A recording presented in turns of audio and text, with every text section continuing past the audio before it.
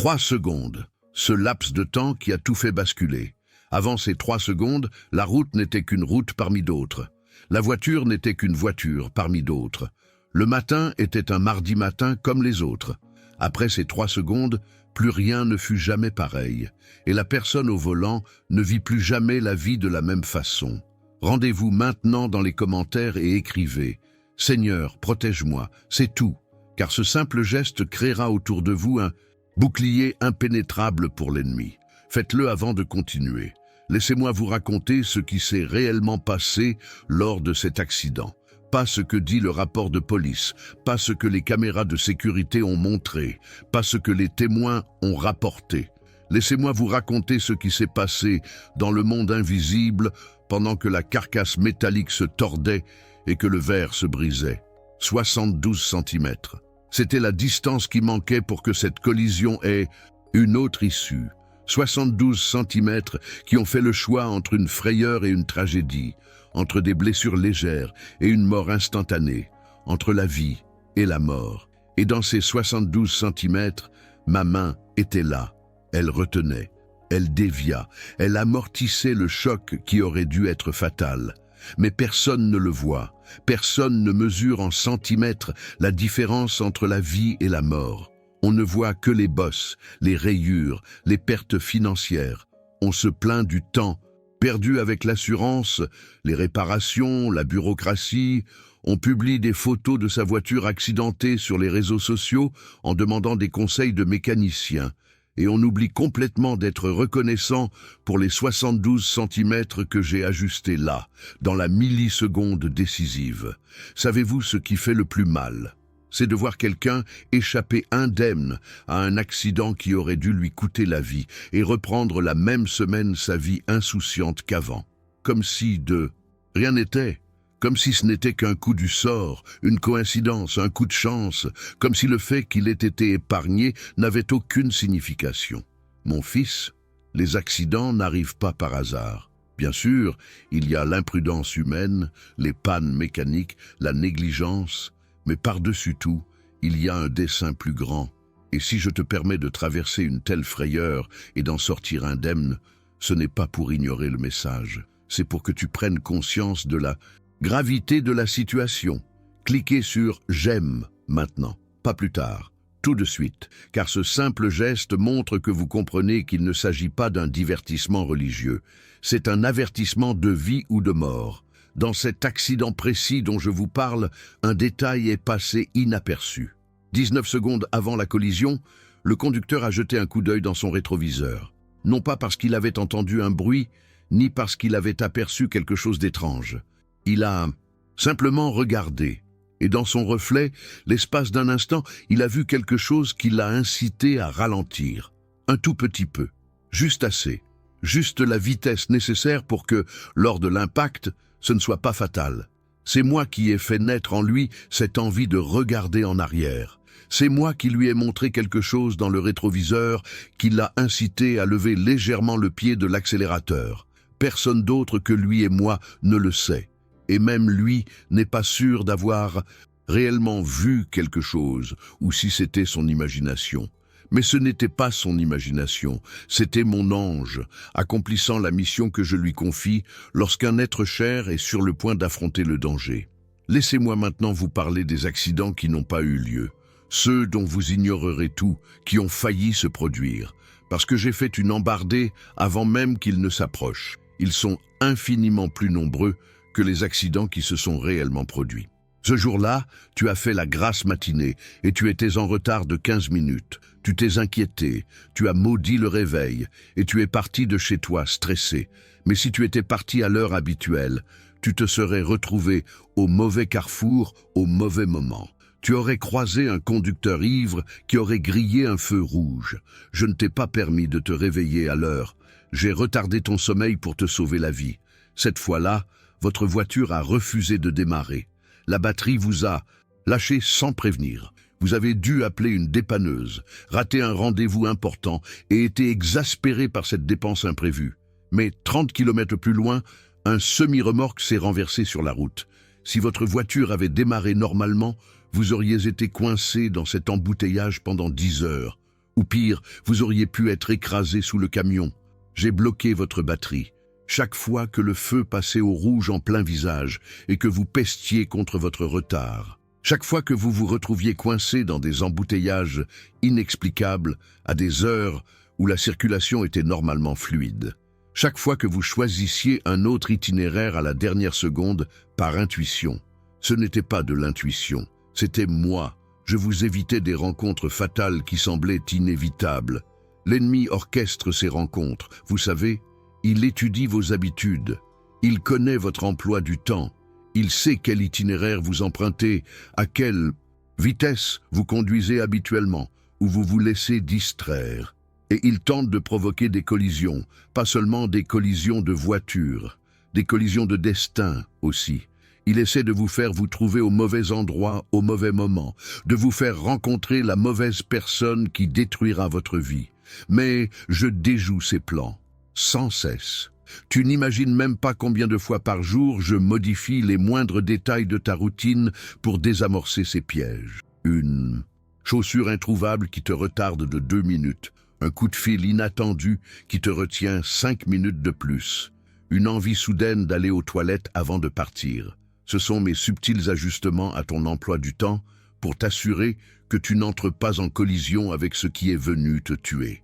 Partagez cette vidéo dès maintenant avec un conducteur. Il peut s'agir d'un ami, d'un membre de votre famille ou d'un collègue. Partagez-la car cette personne doit comprendre que la sécurité routière ne se résume pas aux ceintures de sécurité et aux airbags. Elle repose aussi sur la prière, le recueillement et la conscience que Dieu veille sur nous.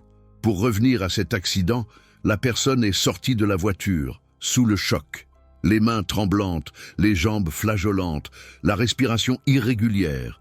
Et au milieu de toute cette confusion, en attendant l'arrivée de la police, elle a fait quelque chose que peu de gens font dans de tels moments. Elle s'est arrêtée. Elle a pris une profonde inspiration. Elle a fermé les yeux et elle a murmuré doucement « Merci ». À cet instant précis, sans le savoir, elle a activé une force puissante. La gratitude au cœur du chaos est l'une des prières les plus puissantes qui soient, car elle révèle que même lorsque tout semble avoir mal tourné, on reconnaît que la situation aurait pu être pire. Et cette reconnaissance brise les malédictions. Elle défait les pactes spirituels. Elle annule les condamnations à mort que l'ennemi avait déjà prononcées contre vous. Je ne dis pas que les accidents n'arrivent pas. Je dis que lorsqu'ils arrivent, je serai là. Je dis qu'on peut s'en sortir indemne, même face à ce qui aurait dû nous être fatal. Je dis que le hasard n'existe pas.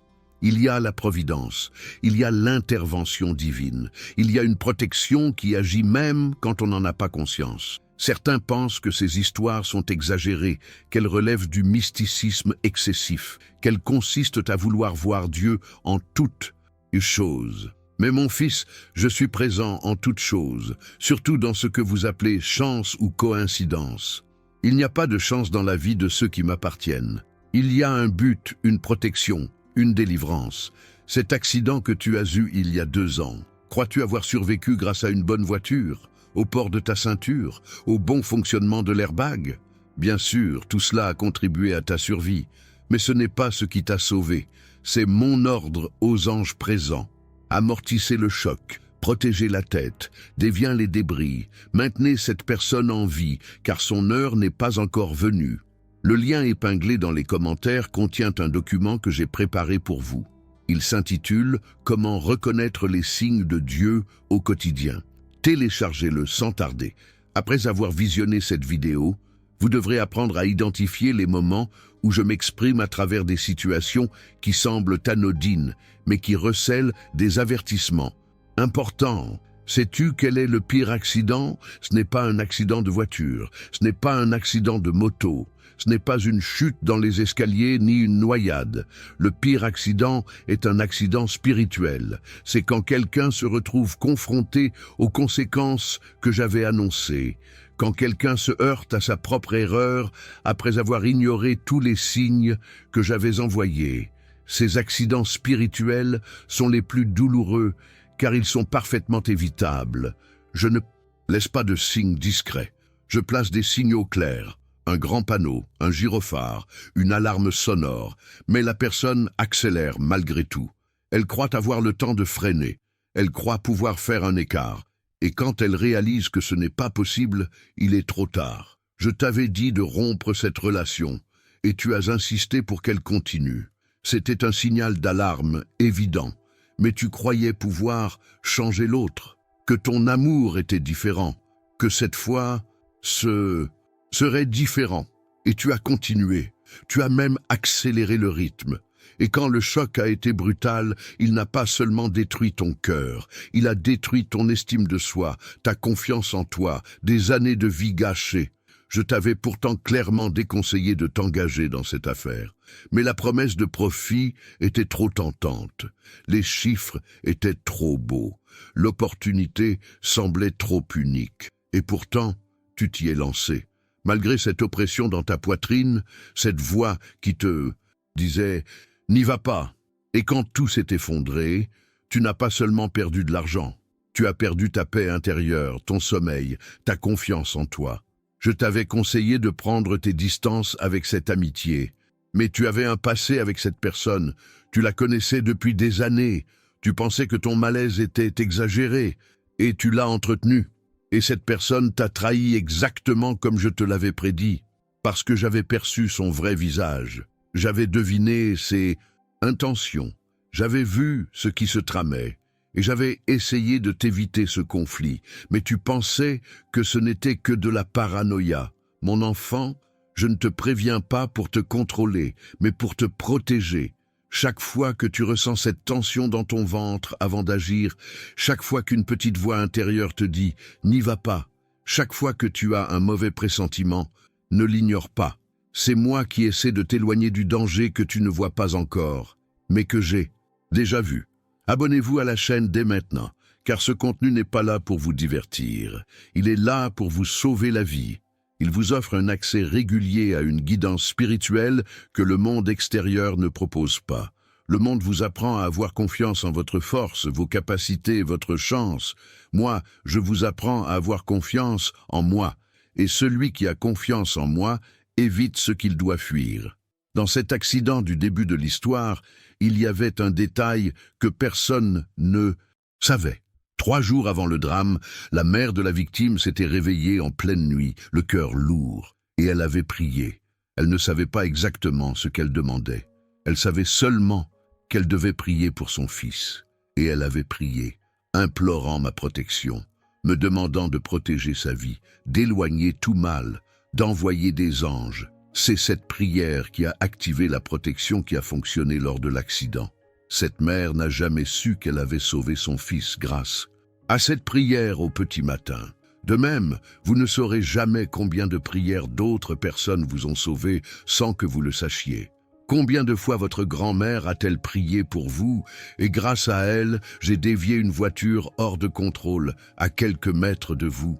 Combien de fois votre mère a-t-elle passé des nuits blanches à prier et, grâce à elle, j'ai empêché un vol qui était prévu sur votre chemin. La prière n'est pas un rituel, c'est une protection, c'est un bouclier.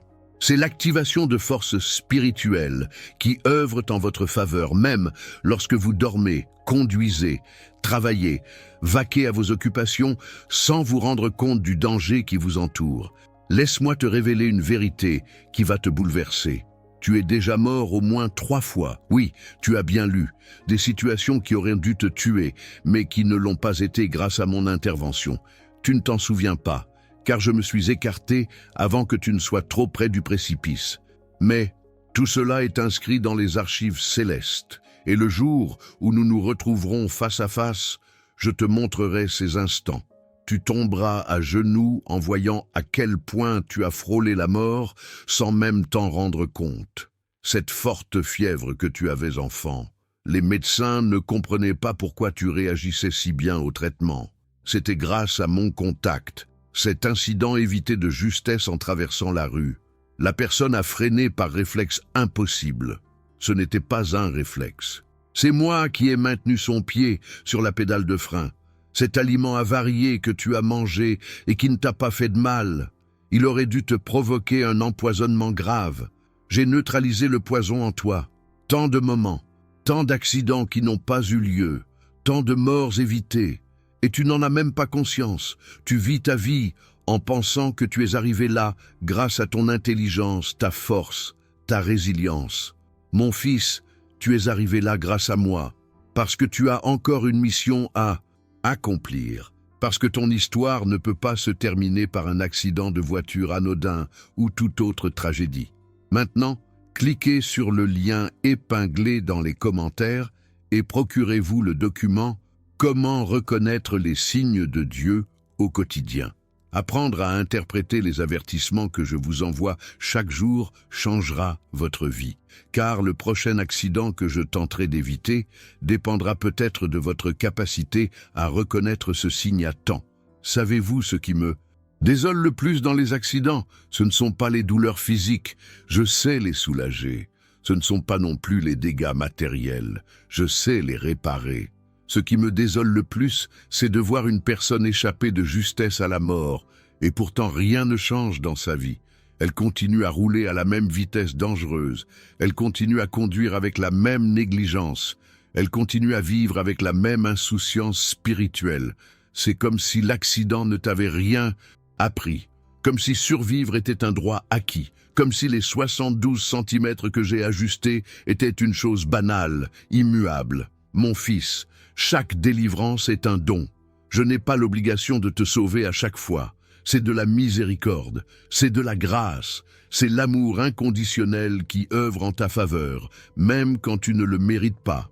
Alors, quand vous sortez indemne d'une situation qui aurait dû vous anéantir, arrêtez-vous, remerciez, changez quelque chose.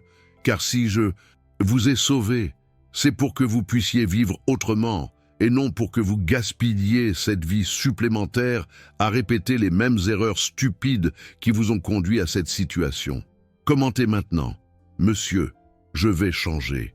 Et ce n'est pas juste pour faire bonne figure sur la chaîne, c'est un véritable engagement. Car la prochaine fois que vous ignorerez mes avertissements, la prochaine fois que vous roulerez trop vite là où je vous ai dit de freiner, la prochaine fois que vous emprunterez un chemin que je vous ai interdit, il se pourrait bien que je n'ai plus la moindre marge de manœuvre. Votre heure viendra peut-être, non pas parce que je le souhaite, mais parce que vous l'aurez choisi. Le libre arbitre est un don et un risque. Je vous donne la liberté de choisir, mais je ne vous exempte pas de toutes les conséquences.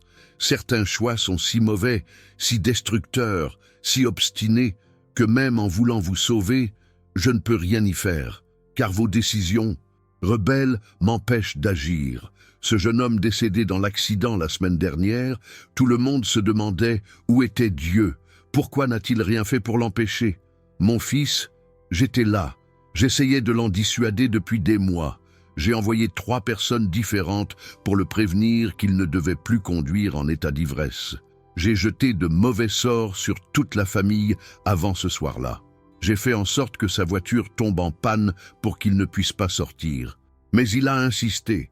Il a pris la voiture d'un ami. Il est sorti. Il a eu un accident.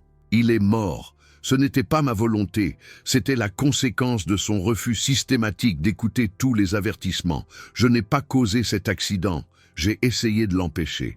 Mais il arrive un moment où la volonté d'une personne s'obstine tellement à suivre la mauvaise voie que mon intervention devient limitée, car je ne suis pas un dictateur, je suis un père, et un père respecte les choix, même lorsqu'ils mènent à la souffrance. Cela ne signifie pas que je suis indifférent, cela signifie que je ne te traite pas comme une marionnette. Je t'ai donné la liberté de choisir, mais cette liberté implique des responsabilités. Tu es responsable de tes choix. Et lorsque tu fais de mauvais choix à répétition, malgré tous les avertissements, les conséquences deviennent inévitables. Alors, soyez attentifs aux signes. Ce malaise avant de monter en voiture, cette envie soudaine d'annuler ce voyage, cette hésitation avant de conclure cette affaire, ce frisson ressenti en rencontrant cette personne, ce n'est pas de la manie, ce n'est pas une anxiété futile, ce n'est pas une coïncidence. C'est simplement moi qui m'exprime dans un langage que vous comprenez maintenant. Restez jusqu'à la fin de la vidéo car j'ai encore quelque chose d'important à vous dire. À propos de l'accident qui se prépare, pas forcément pour vous, mais pour quelqu'un que vous connaissez. Et vous pouvez être l'instrument dont je me servirai pour l'empêcher. Vous souvenez-vous quand je parlais de la prière comme d'un bouclier? Il y a quelqu'un dans votre vie en ce moment même qui fonce droit dans le mur, au sens propre comme au figuré. Cette personne court à sa perte et je vous ai stratégiquement placé sur son chemin pour intercéder, pour prier, pour l'avertir. N'ignore pas cette tension que tu ressens en ce moment, ce nom qui t'est venu à l'esprit en regardant cette vidéo, cette personne dont tu t'es souvenu soudainement.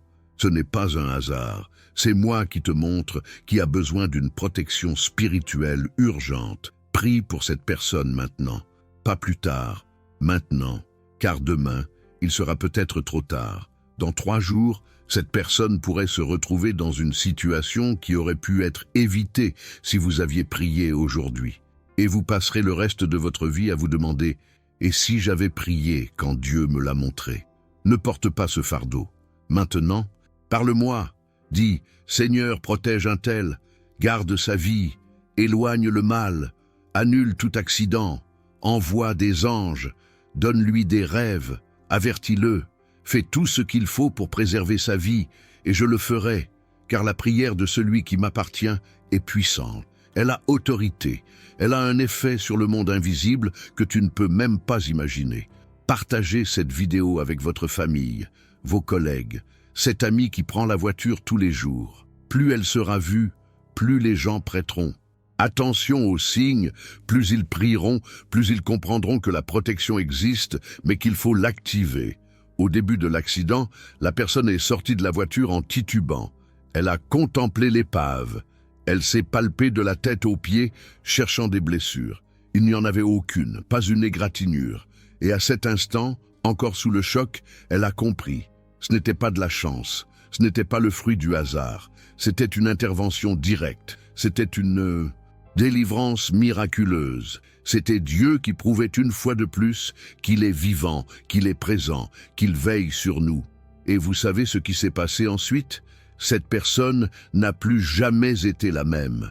Elle a commencé à prier avant de prendre la route. Elle a commencé à prêter attention à ses pressentiments. Elle a commencé à remercier Dieu pour chaque jour vécu. Elle a commencé à vivre avec plus de sens, car elle a compris que la vie est un don, non un droit.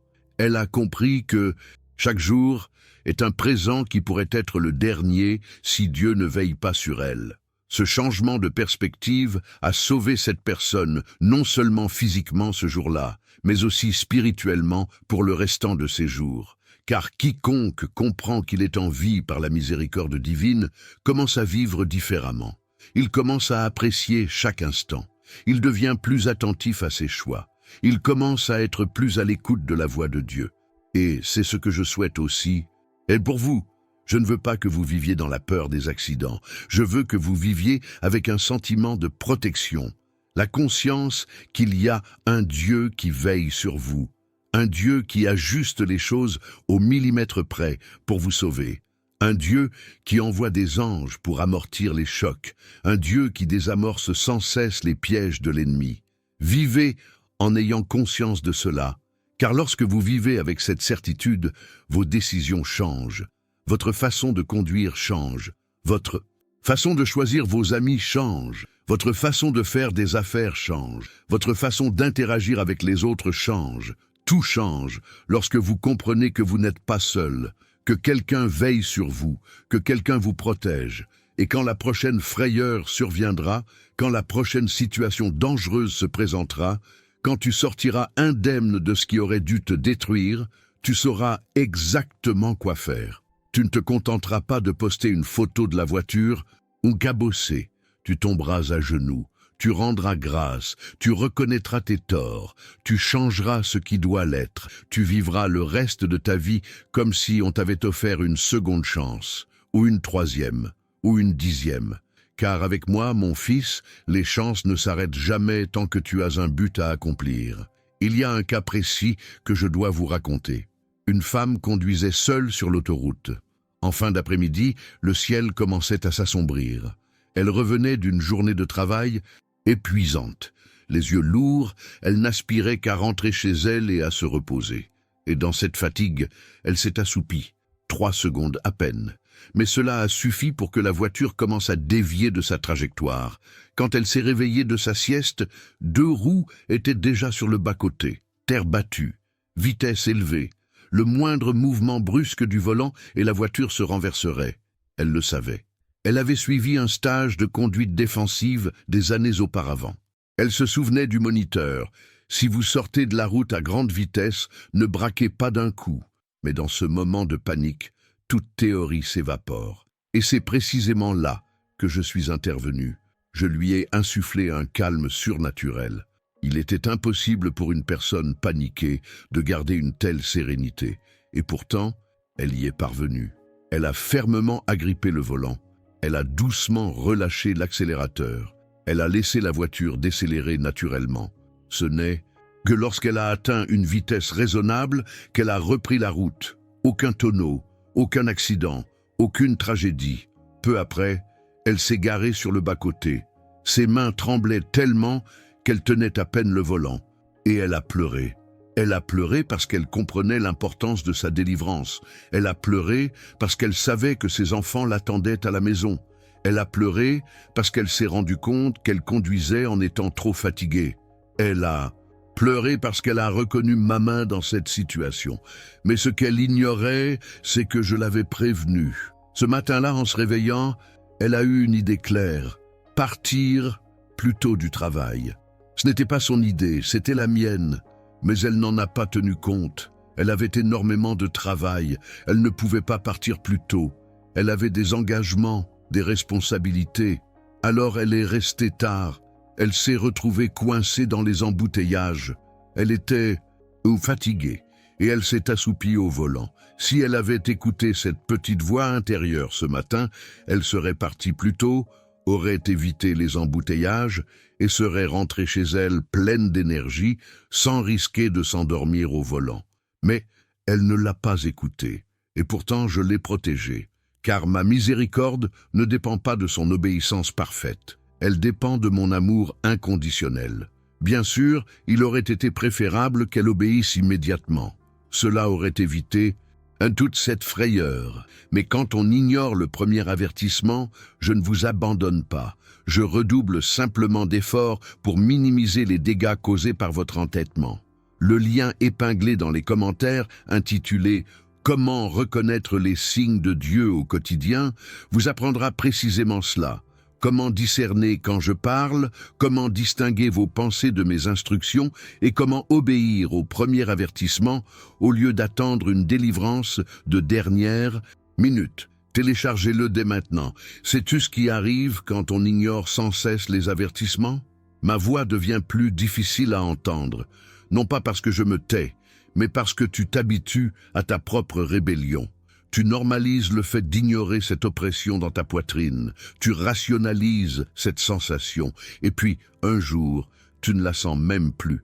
Il est extrêmement dangereux d'en arriver là, lorsque la conscience est tellement anesthésiée qu'elle ne réagit plus au avertissement divin. Car alors, la personne devient vulnérable, sans radar spirituel, sans système d'alarme. Elle traverse un champ de mines en pensant que tout va bien. Il y avait un homme comme ça. Il conduisait des camions depuis 20 ans. Expérimenté, il connaissait toutes les routes. Il pensait que les accidents n'arrivaient qu'aux conducteurs inexpérimentés. Pas à lui. C'était un professionnel. Il savait ce qu'il faisait. Un matin, après avoir conduit 12 heures d'affilée sans s'arrêter, il percuta de plein fouet une voiture venant en sens inverse. Certes, cette voiture était en tort. Elle doublait dans une zone interdite. Mais si le chauffeur du camion avait été reposé, il aurait eu les réflexes nécessaires pour l'éviter. Il aurait aperçu le phare de loin et aurait freiné à temps. Mais il était épuisé. Ses réflexes étaient lents. Et il a eu l'accident. Le conducteur de la voiture est mort sur le coup. Le chauffeur du camion a survécu. Mais il est toujours rongé par la culpabilité d'avoir ôté une vie. Et il est aussi conscient que s'il s'était arrêté pour se reposer dès les premiers signes de somnolence, ce décès aurait pu être évité. Il avait eu sommeil plus tôt, mais il l'avait ignoré. Il avait bu du café, il avait ouvert la fenêtre, il avait mis la musique à fond. tout sauf obéir aux appels au repos de son corps. Et cette désobéissance avait entraîné une tragédie irréversible, non seulement pour la famille de l'autre conducteur, mais aussi pour lui. Car vivre en sachant qu'on aurait pu empêcher une mort est un fardeau qui écrase l'âme. Mon fils, je ne te raconte pas ces histoires pour te faire peur, je te les raconte pour te réveiller, pour que tu comprennes que des décisions qui paraissent insignifiantes peuvent avoir des conséquences colossales. Qu'ignorer le sommeil, ignorer la fatigue, ignorer les pressentiments, ignorer les avertissements, peut coûter des vies, la tienne ou celle des autres. Alors, si vous conduisez et que vous vous sentez somnolent, arrêtez-vous. Peu importe si vous risquez d'être en retard, peu importe si vous avez un rendez-vous, peu importe si c'est important. Rien n'est plus important que d'arriver à destination en vie. Et rien n'est plus important que de ne pas ôter la vie à autrui par négligence. Laissez un j'aime maintenant, car vous comprenez que ceci n'est pas un discours religieux traditionnel visant à contrôler votre vie. C'est la sagesse divine qui cherche à préserver votre existence. Il y a une différence. Les églises édictent parfois des règles par légalisme. Je propose des orientations guidées par l'amour, par la connaissance de l'avenir, par une vision de ce qui est à venir. Un autre accident dont je dois vous parler, cette fois-ci, dans une petite ville. Un carrefour sans feu de circulation, 2 rues principales qui se rejoignent, priorité de passage. Simple, tout le monde le sait, mais certains ne le respectent pas. Une voiture roulait à toute allure dans la rue sans priorité. Une autre voiture roulait lentement, ayant la priorité. Celle qui roulait lentement avait la priorité et le droit de dépasser. Mais celle qui roulait vite n'allait pas s'arrêter. C'était évident. Elle allait traverser le carrefour sans regarder. En une fraction de seconde, j'ai fait comprendre au conducteur qu'il avait la priorité, ne pas avancer. Instinctivement, il a freiné brusquement, sans raison apparente, sans même avoir vu l'autre voiture. Il a freiné, tout simplement. Et là, l'autre. Voiture est passée à toute vitesse. S'il avait avancé comme il en avait le droit, il aurait été percuté sur le côté, probablement mortellement. Une fois le danger écarté, il resta là, perplexe. Pourquoi avais-je freiné? J'avais la priorité. Pourquoi avais-je ressenti le besoin de m'arrêter? Cela n'avait aucun sens logique, mais cela avait un sens spirituel. C'était moi qui le sauvais de l'exercice d'un droit qui aurait pu lui coûter la vie. Parfois, avoir raison vous tue. Parfois, avoir raison vous ensevelit, car le monde ne fonctionne pas selon les principes d'une justice parfaite. Il y a des gens qui roulent à contresens, il y a des conducteurs imprudents, il y a des gens ivres, drogués, endormis au volant. Et si vous ne croyez qu'à votre priorité, vous finirez par mourir, et à juste titre. C'est pourquoi je ne me contente pas de vous enseigner le code de la route. Je vous apprends à entendre ma voix par-dessus les lois, car je vois ce que vous ne voyez pas. Je vois le conducteur, ivre qui grille le feu rouge. Je vois le conducteur impatient qui refuse de céder le passage. Je perçois le danger avant même qu'il ne devienne visible, et je vous avertis. Mais vous devez être attentif pour m'entendre. Abonnez-vous à la chaîne, activez les notifications. Ce type de contenu est rare. La plupart des chaînes religieuses vous apprennent à demander des bénédictions. Je vous apprends à ressentir la protection. La plupart vous enseignent à avoir la foi pour recevoir. Je vous enseigne à avoir du discernement pour survivre. Ce sont 2 choses différentes. Les 2 sont importantes, mais la survie prime sur la prospérité. À quoi bon prospérer si l'on n'arrive pas vivant à destination? À quoi bon avoir un compte en banque bien garni si l'on finit dans un cercueil? D'abord, il faut être en vie. Ensuite, nous pourrons nous pencher sur le reste. Et pour survivre dans un monde plein de dangers, il faut une protection surnaturelle. Il faut que les anges veillent sur nous. Il faut que les avertissements soient efficaces. Il faut un sens spirituel aiguisé. Il y avait un garçon de 18 ans, son permis de conduire tout juste obtenu. Il avait emprunté la voiture de son père. Il était sorti avec ses amis un vendredi soir, tous du même âge, inexpérimentés, excités par la liberté que leur procurait le volant.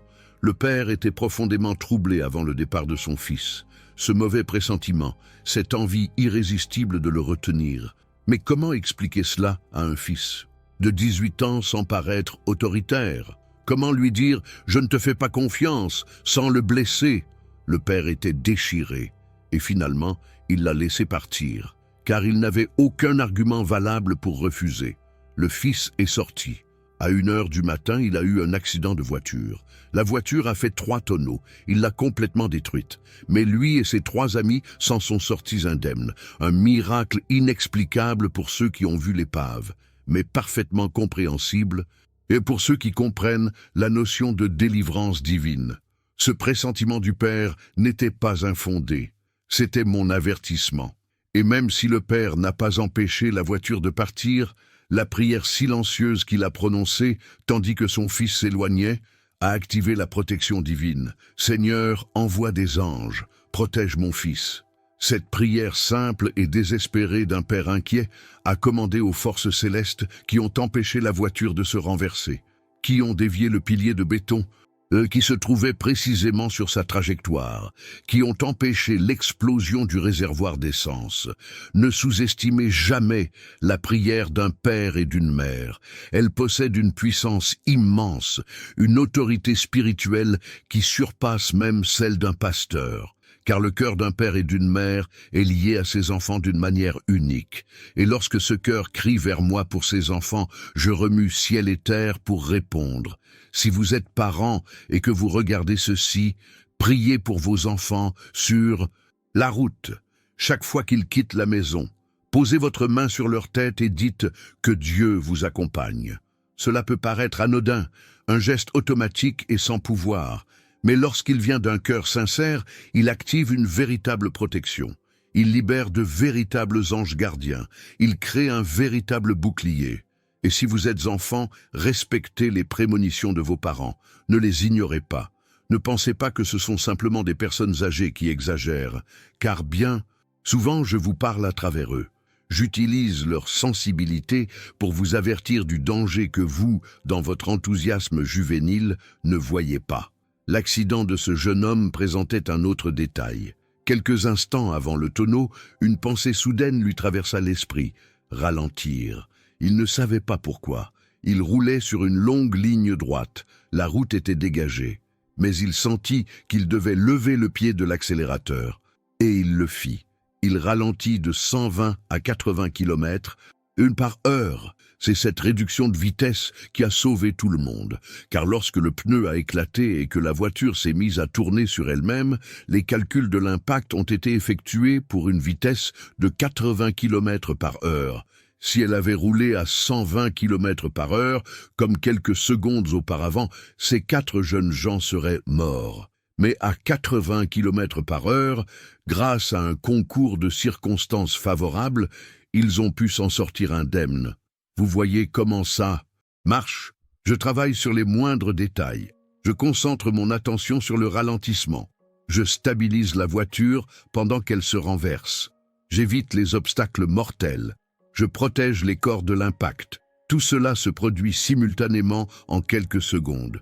Une coordination parfaite d'actions quasi surnaturelles pour garantir un seul résultat, la vie préservée. Et puis on appelle ça de la chance. On dit que c'était le destin. On dit que tu es né de nouveau. Mon fils, personne ne renaît seul. Tu es né de nouveau parce que je le permets, parce que j'y travaille, parce que j'interviens. La chance n'existe pas. Le destin aveugle n'existe pas. Ce qui existe, c'est la divine providence qui orchestre les situations en ta faveur, même quand tu ne le mérites pas. Laissez un commentaire. Merci Seigneur pour ta protection. Cliquez sur le lien épinglé pour accéder aux ressources qui expliquent comment reconnaître mes signes. Après avoir lu ces histoires, vous devez apprendre à discerner quand je vous parle. Vous devez développer cette sensibilité spirituelle qui vous sauvera dans les situations futures. Il existe un type d'accident que l'on ne considère pas comme tel. Et pourtant, c'en est un accident du destin. Quand on rencontre la mauvaise personne et qu'on gâche des années de sa vie. Quand on saisit la mauvaise opportunité et qu'on perd tout. Quand on sombre dans une addiction et qu'on n'arrive plus à s'en sortir. Ces accidents du destin sont tout aussi dangereux que les accidents de voiture, parfois même plus, car un accident de voiture vous blesse physiquement. Un accident du destin vous tue intérieurement. Il vous laisse en vie, mais sans but, respirant, mais sans rêve, marchant, mais sans direction. Et j'essaie aussi d'éviter ces accidents. Je mets en place des avertissements, j'envoie des signaux, j'utilise des personnes pour vous avertir, mais certains ignorent tout. Ils foncent droit vers le précipice relationnel, financier et spirituel. Et quand ils tombent, ils me blâment, ils me demandent où j'étais. Mon enfant, j'essayais de t'arrêter, mais tu étais trop déterminé à t'autodétruire. Cette personne dont tout le monde vous avait prévenu, celle qui présentait tous les signaux d'alarme. Mais vous pensiez que ce serait différent, que les choses seraient différentes avec vous, que votre amour triompherait de ses défauts de caractère évidents. Et vous vous êtes engagé dans cette relation comme on s'élance à toute vitesse sur une piste mouillée, en connaissant le risque, mais trop sûr de votre capacité à maîtriser la situation. Et quand tu as dérapé, quand tu t'es écrasé, quand tu t'es blessé, tu t'es demandé comment tu n'avais pas vu ça avant. Mais tu l'as vu. Je te l'ai montré. D'autres te l'ont montré. Les faits criaient la vérité. Mais tu as choisi de l'ignorer. Tu as choisi de croire à la version romancée que ton besoin d'affection avait engendrée. Et tu en as payé le prix. Maintenant, laissez-moi vous dire quelque chose d'important. Même face à ces accidents du destin que vous avez provoqués, je peux réparer les dégâts. Je peux rassembler les morceaux et reconstruire. Je peux transformer la tragédie en témoignage. Mais vous devez reconnaître votre part de responsabilité. Vous devez cesser de vous victimiser. Vous devez admettre que vous avez ignoré les avertissements. Vous devez avoir l'humilité de reconnaître votre erreur. Quand vous faites cela, quand vous mettez de côté votre orgueil et reconnaissez votre imprudence, alors je peux agir, car ma grâce se manifeste dans les cœurs brisés. Ma restauration touche les vies repentantes, mais je n'agis pas avec ceux qui persistent à avoir raison, avec ceux qui blâment tout le monde sauf eux-mêmes, avec ceux qui veulent être restaurés sans rien changer. Une restauration sans transformation n'est pas une restauration. C'est la répétition du même cycle destructeur, et je ne serai pas complice de votre autodestruction. Alors, si vous voulez que je restaure votre vie après l'accident du destin que vous avez provoqué, venez d'abord à moi en toute vérité, sans excuse, sans justification. Simplement, j'ai eu tort, Seigneur, je n'ai pas écouté, je n'ai pas obéi, et maintenant, j'ai besoin d'aide pour me reconstruire. C'est là que nous travaillons vraiment ensemble. C'est là que je vous tends la main et vous aide à sortir de l'impasse. C'est là que le changement s'amorce. Car reconnaître ses erreurs est le premier pas pour ne pas les répéter. C'est le fondement d'une construction différente. C'est la pierre angulaire d'un avenir qui ne reproduit pas les erreurs du passé. Partagez cette vidéo avec quelqu'un qui fonce droit vers le précipice. Quelqu'un que vous voyez de loin se diriger vers un accident fatal. Partagez-la, car cette personne ne vous entendra peut-être pas, mais elle m'entendra peut-être parler à travers ses mots. Elle s'arrêtera peut-être et réfléchira. Elle freinera peut-être à temps. Et si cette personne, c'est vous, si vous savez que vous foncez droit sur le désastre, mais que vous ne pouvez pas vous arrêter, criez maintenant. Dites, Seigneur, aide-moi à freiner. Aide-moi à éviter cette collision.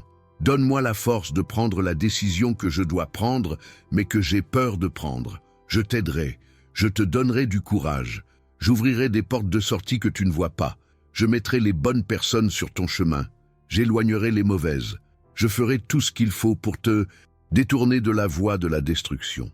Mais tu dois le vouloir, car je ne sauve pas ceux qui veulent mourir. Je ne sauve pas ceux qui sont amoureux de leur propre perte. Le contenu du lien épinglé vous aidera à développer cette perception spirituelle. Il vous apprendra à distinguer la volonté divine du désir charnel. Il vous montrera comment reconnaître une porte venant de moi ou de l'ennemi. Il vous donnera le pouvoir de prendre des décisions en accord avec votre but plutôt qu'avec vos besoins.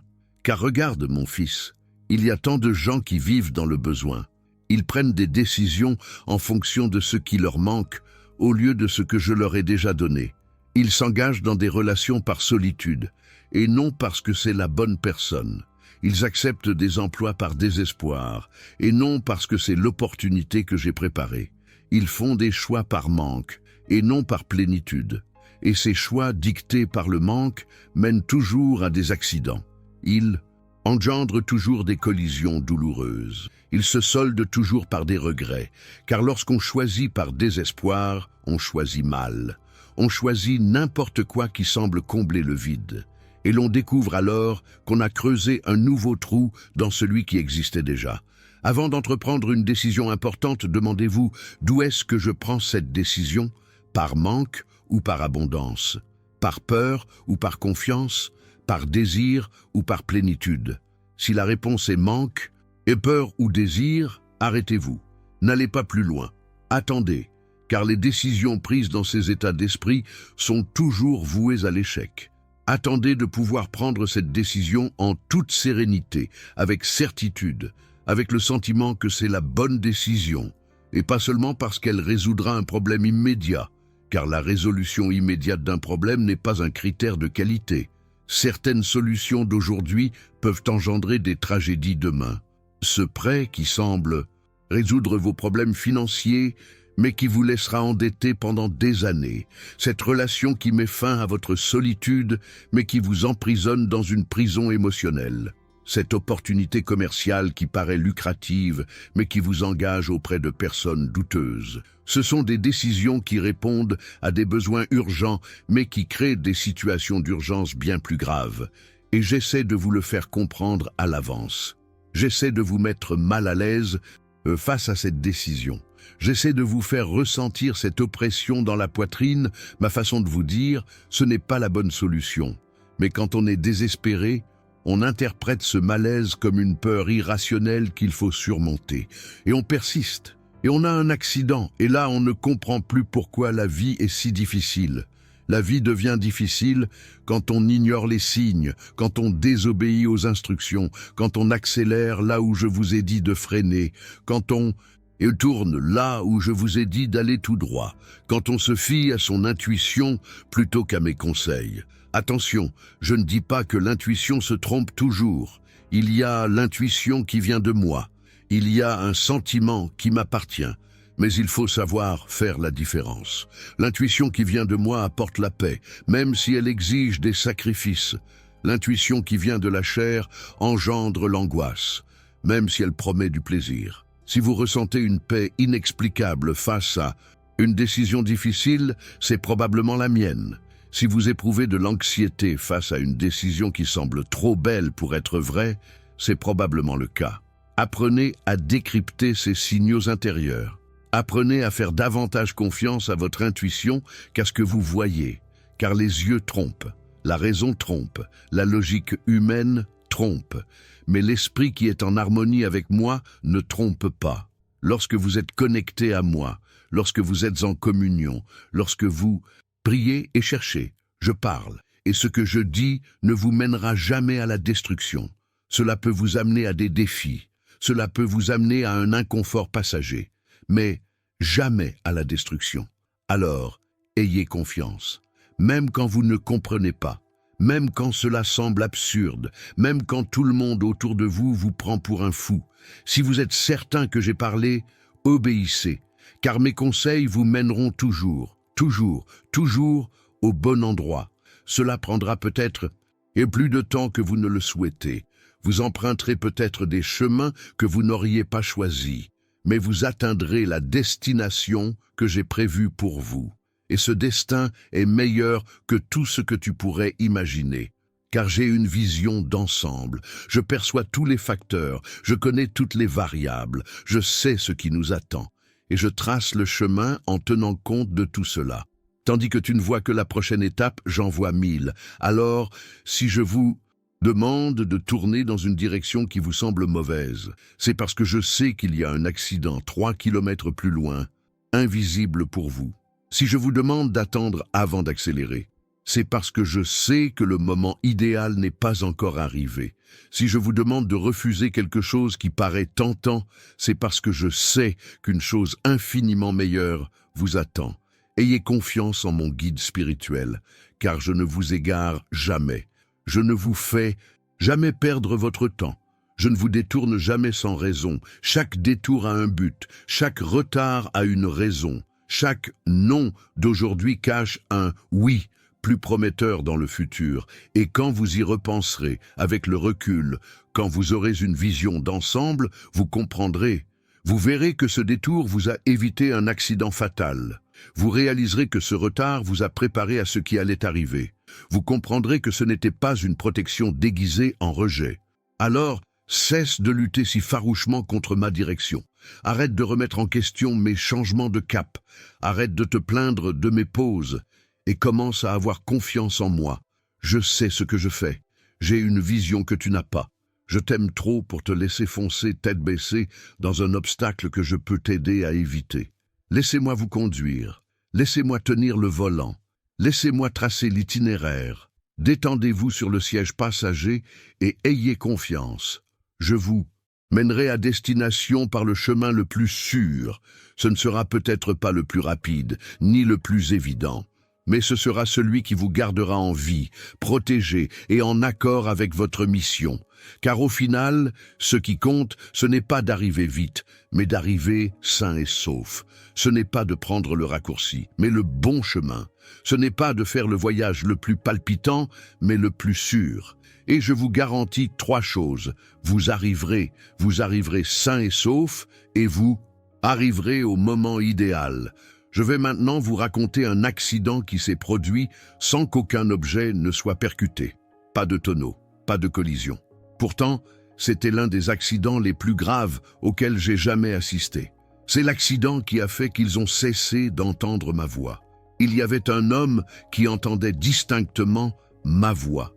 Depuis son enfance, il possédait cette sensibilité spirituelle. Il savait quand je parlais. Il reconnaissait mes indications. Et il obéissait. C'est pourquoi sa vie a toujours été harmonieuse. Non pas qu'elle fût parfaite, mais elle avait un sens, un but et la paix, jusqu'à ce qu'il commence à prospérer, qu'il commence à gagner de l'argent, qu'il commence à réussir.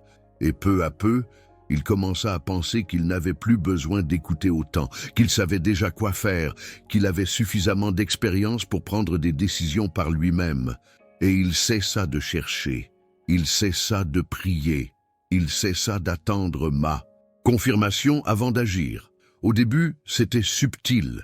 Il prenait des petites décisions sans consulter personne. Puis, ce fut le tour des décisions d'importance moyenne. Puis, des grandes décisions. Et lorsqu'il s'en est rendu compte, il était complètement déconnecté. Il vivait en pilote automatique, ne faisant confiance qu'à ses propres capacités et pensant que ses succès passés garantissaient ses succès futurs. Et c'est là que l'accident s'est produit. Une affaire qui paraissait incroyable. La promesse de profits astronomiques. Une opportunité à ne pas manquer. Il s'est lancé à corps perdu. Il a tout investi, sans prier, sans attendre, sans chercher de confirmation. Il a simplement décidé, sur la base de chiffres, de présentations alléchantes, de promesses irrésistibles.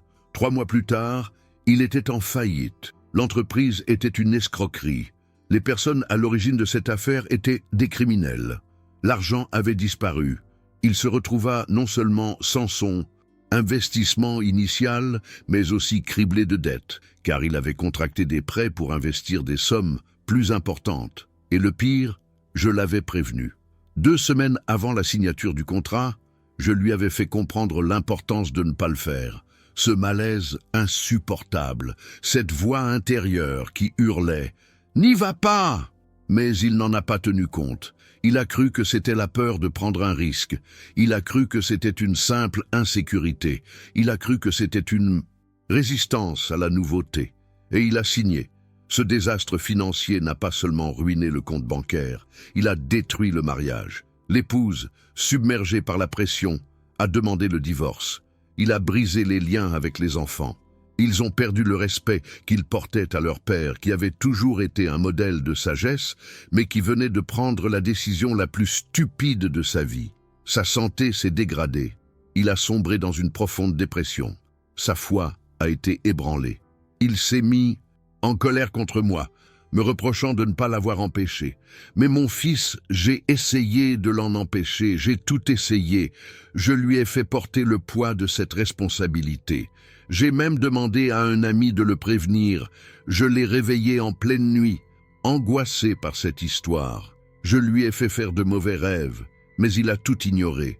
Parce qu'il avait coupé tout contact avec moi, parce qu'il n'écoutait plus ma voix.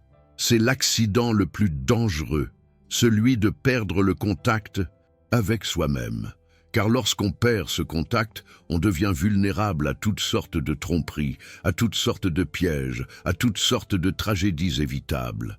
On finit par naviguer sans GPS, sans carte, sans boussole, en se fiant uniquement à son intuition, à la chance. Et la chance finit par tourner, les suppositions sont erronées, la confiance en soi vacille. Mais mes conseils ne vous trompent jamais. Ma direction est juste, ma vision ne vous égare pas. C'est pourquoi maintenir ce lien est si crucial. Peu importe à quel point les choses vont bien, peu importe votre expérience, peu importe votre succès, vous aurez toujours besoin de moi. Alors, ne commettez pas la même erreur que cet homme. Ne croyez pas avoir atteint un niveau où la quête est superflue.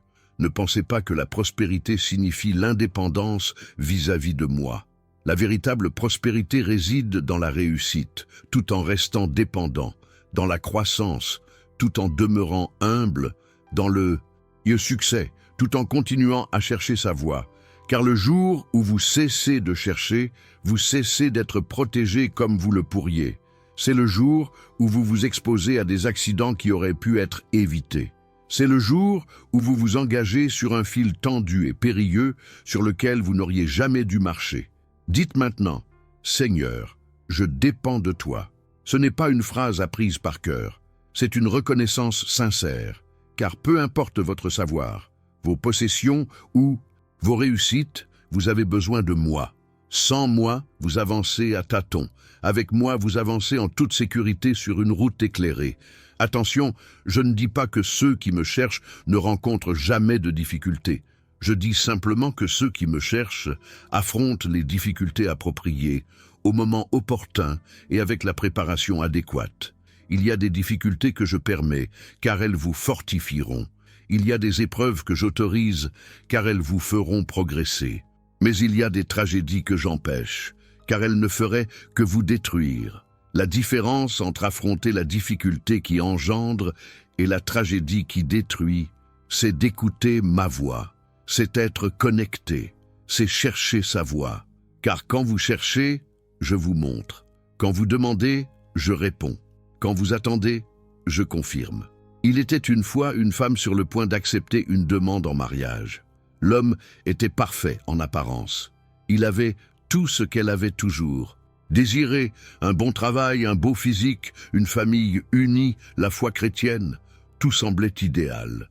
Mais lorsqu'il fit sa demande, elle ressentit un malaise inexplicable. Ce devait être le plus beau jour de sa vie. Mais il ne l'était pas. Elle ressentait de l'angoisse, un poids, l'impression que quelque chose clochait. Elle n'arrivait pas à mettre le doigt dessus. C'était incompréhensible. Il n'y avait aucune preuve, mais elle le sentait. Au lieu de l'ignorer, elle s'arrêta. Elle demanda un temps de réflexion. Elle se tourna vers moi. Elle pria avec ferveur. Elle jeûna. Elle demanda une confirmation, et je la lui montrai. En rêve, je lui dévoilai la véritable nature de cet homme. Je lui montrai que derrière cette façade parfaite se cachait un manipulateur abusif, qu'après le mariage, elle vivrait en enfer. Elle a rompu ses fiançailles. Sa famille était furieuse. Ses amis la prenaient pour une folle. Ce garçon semblait si bien, si parfait, si idéal. Comment aurait-elle pu refuser? Mais elle a fait confiance à ce que je lui avais montré. Elle a fait confiance à ce malaise, à cette voix intérieure qui l'avertissait. 2 ans plus tard, l'homme se remaria. 6 mois après son mariage, il fut arrêté pour violence conjugale. Il avait battu sa femme à mort. Lorsque l'affaire parut dans les journaux, tous ceux qui avaient critiqué la femme pour avoir rompu les fiançailles vinrent s'excuser, car ils comprirent qu'elle avait échappé à la mort. Vois-tu comment j'agis? Vois-tu comment je protège? Mais je ne peux protéger que ceux qui sont prêts à écouter. Je ne peux guider que ceux qui sont prêts à obéir, même sans comprendre. Je ne peux sauver que ceux qui ont plus confiance en moi qu'en leur propre raison. Car il existe des situations où la logique nous mène sur une voie incertaine. Il existe des situations où ce qui paraît raisonnable est dangereux. Il existe des situations où ce qui semble logique est précisément ce qui nous perdra.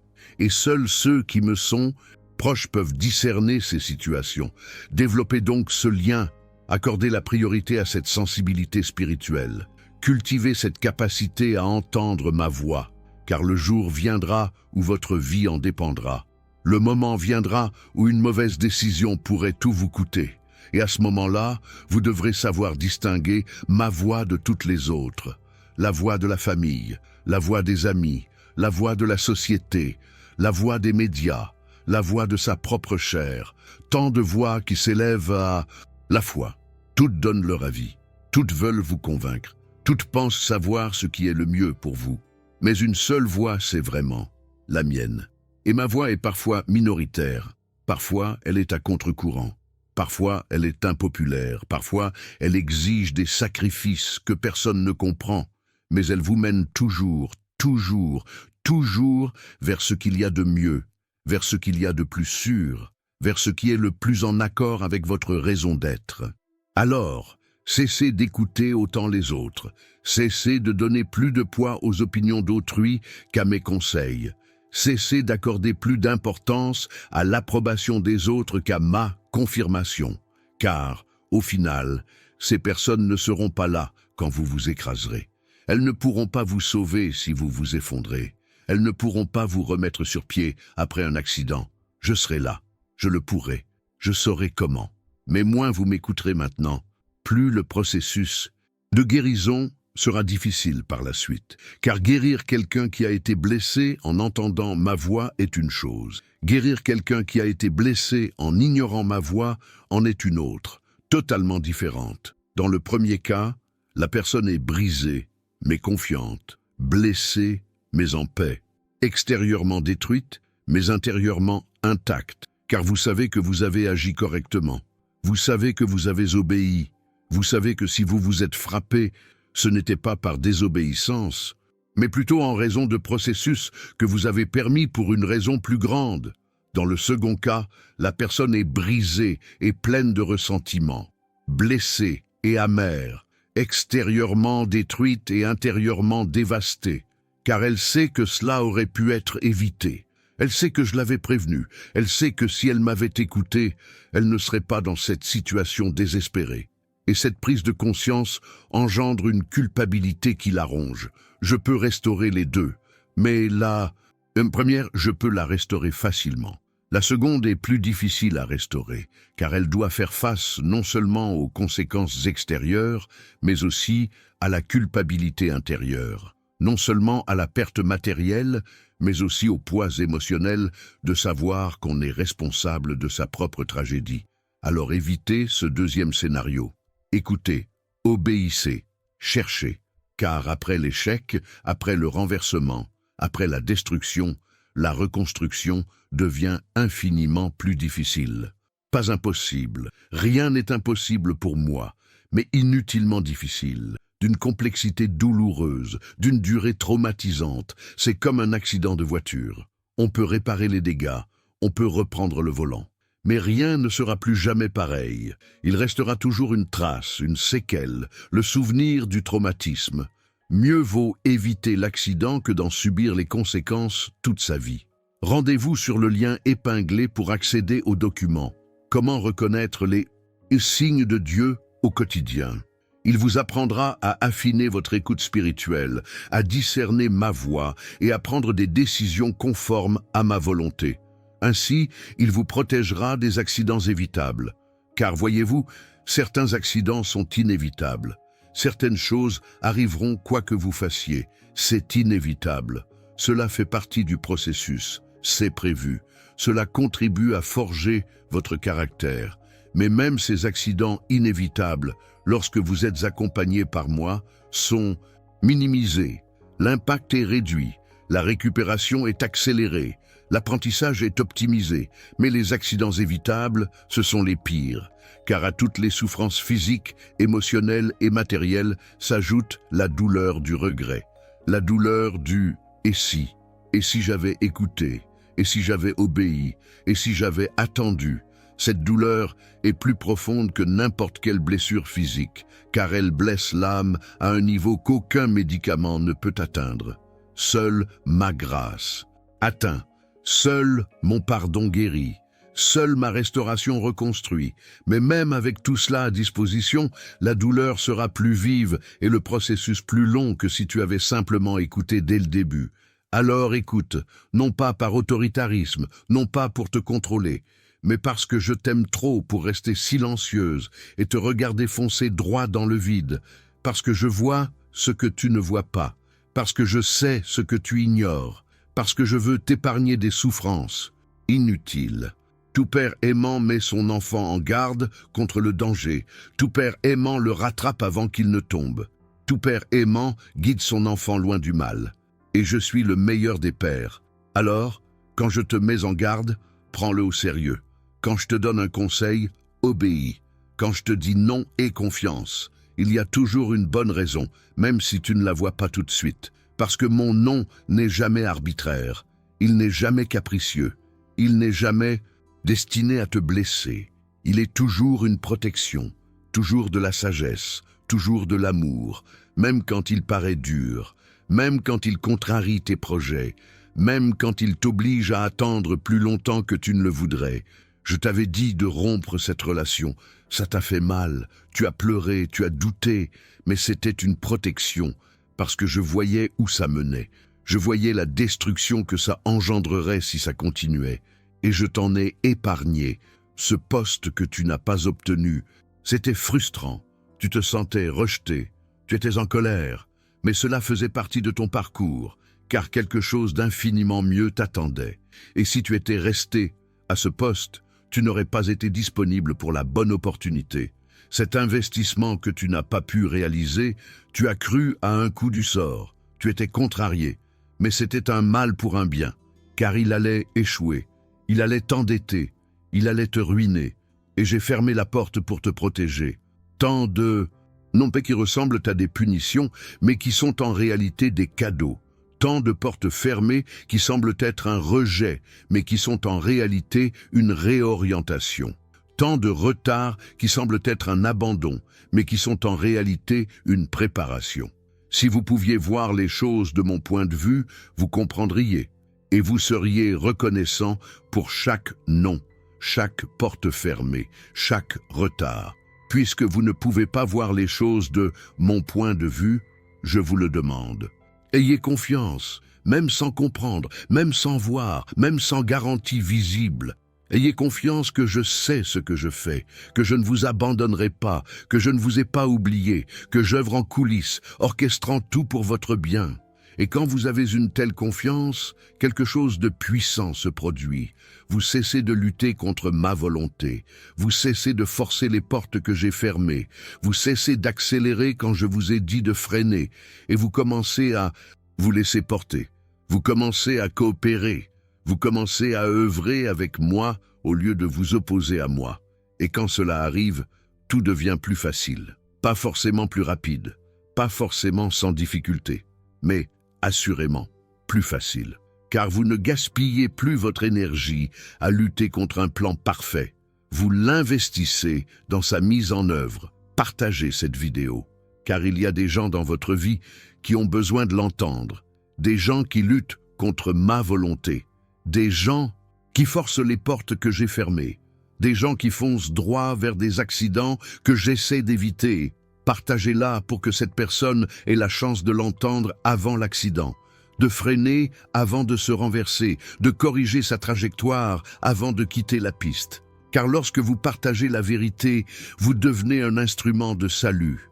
Vous devenez un outil entre mes mains pour atteindre celui que je ne peux atteindre directement. Vous devenez la voix que cette personne entendra, car elle n'entend pas la mienne. Parfois, je m'adresse directement à une autre personne. Parfois, je te contacte pour avertir quelqu'un. Parfois, Je te transmets un message, non seulement pour toi, mais aussi pour quelqu'un d'autre, à travers toi. Alors, quand tu ressens ce besoin de partager, ne l'ignore pas. Partage, car tu pourrais sauver quelqu'un d'un accident mortel. Et si quelqu'un vous a partagé cette vidéo, soyez reconnaissant, car cette personne est un instrument de protection divine dans votre vie. Elle est un canal d'avertissement céleste sur votre chemin. Elle est un ange incarné qui vous alerte du danger imminent. Ne négligez pas ce geste. Ne faites pas l'impasse sur ce signe. Ne croyez pas à une coïncidence, car le hasard n'existe pas. Il y a une synchronicité divine. Il y a un timing parfait.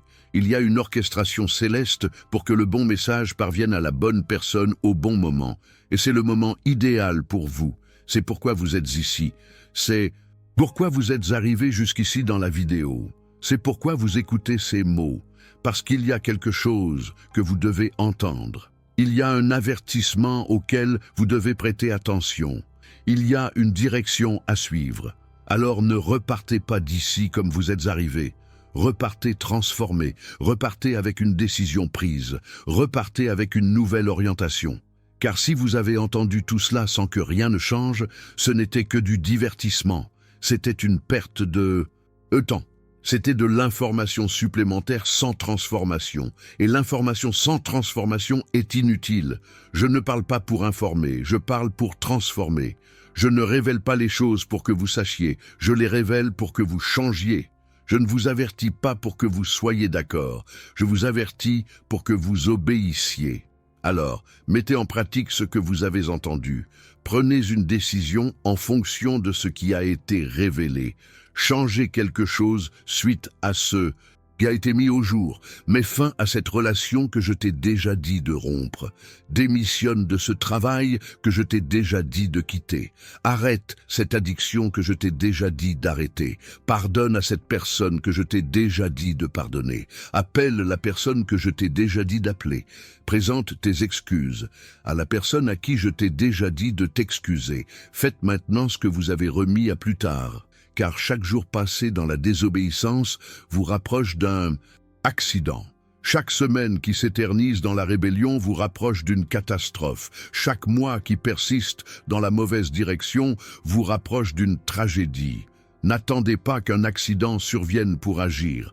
N'attendez pas qu'un accident change la donne. N'attendez pas qu'un accident se produise pour passer à l'action. Agissez maintenant, tant qu'il est encore temps. Tant qu'il est encore possible de l'éviter, tant qu'il est encore possible de rectifier le tir sans conséquence, irréversible. Car parfois on franchit le point de non-retour, parfois l'accélération est trop forte pour freiner à temps, parfois on est déjà en chute libre et l'impact est inévitable. N'en arrivez pas là, obéissez tant que l'obéissance peut encore vous sauver. Changez tant que le changement peut encore vous épargner des ennuis. Et quand vous agissez ainsi, quand vous obéissez avant l'accident, savez-vous ce qui se passe? Vous ne saurez jamais exactement ce à quoi vous avez échappé, car l'accident n'a tout simplement pas lieu. La tragédie ne se produit tout simplement pas. Le désastre ne se déroule tout simplement pas. Et ce n'est pas grave de ne pas connaître les détails. Ce n'est pas grave de ne pas avoir d'histoire de délivrance spectaculaire à raconter, car la meilleure délivrance est celle qui n'a même pas eu lieu. C'est une protection si efficace que le danger n'a même pas pu s'approcher.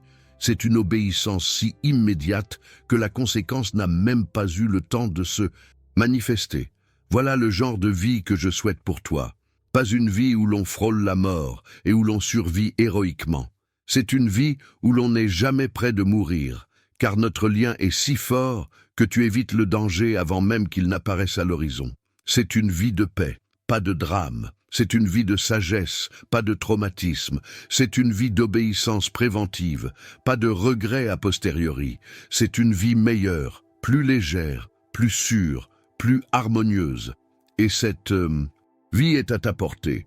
Elle n'est pas réservée à quelques privilégiés. Elle est pour chacun de mes enfants qui choisit d'écouter, chacun de mes enfants qui choisit d'obéir, chacun de mes enfants qui place la relation avec moi au-dessus de tout.